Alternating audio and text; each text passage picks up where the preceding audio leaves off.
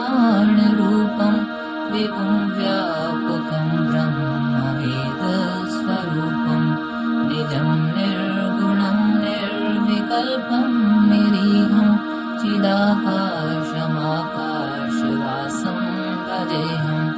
निराकारमोङ्कारमूलं तुरीयं निराज्ञानबोधितमीशं गिरीशं करालं महाकालकालं कृपालं गुणागारसंसारपारं नतोऽहं तुषाराद्रिसङ्काशगौरं गम्भीरं मनोभूतकोटिप्रभाश्रीशरीरं स्फुरन्मौलिकल्लोलिनी चारुगङ्गा लसत्फालबालेन्दुकण्ठे भुजङ्गा चलत्कुण्डलं भ्रूसुनेत्रं विशालं प्रसन्नाननं नीलकण्ठं दयालं मृगाधीशचर्माम्बरं मण्डमालं प्रियं शङ्करं सर्वनाथं भजामि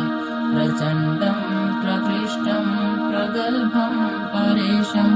अखण्डम् अजं भानुकोटिप्रकाशं क्रियशूलनिर्मूलनं शूलपाणिं भजेऽहं भवानीपतिं भावगम्यं कलातीतकल्याणकल्पान्तकारी सदा सच्चिदानन्ददाता पुरारी चिदानन्दसन्दोहमोहापुहारि प्रसीद प्रसीद प्रभो मन्मथारि न यावत् उमानाथ पादारविन्दं भजन्तीव लोके परे वानराणां न तावत् सुखं शान्तिसन्तापनाशं प्रसीद प्रभो सर्वभूताधिवासं न जानामि योगं जपं नैव पूजाम्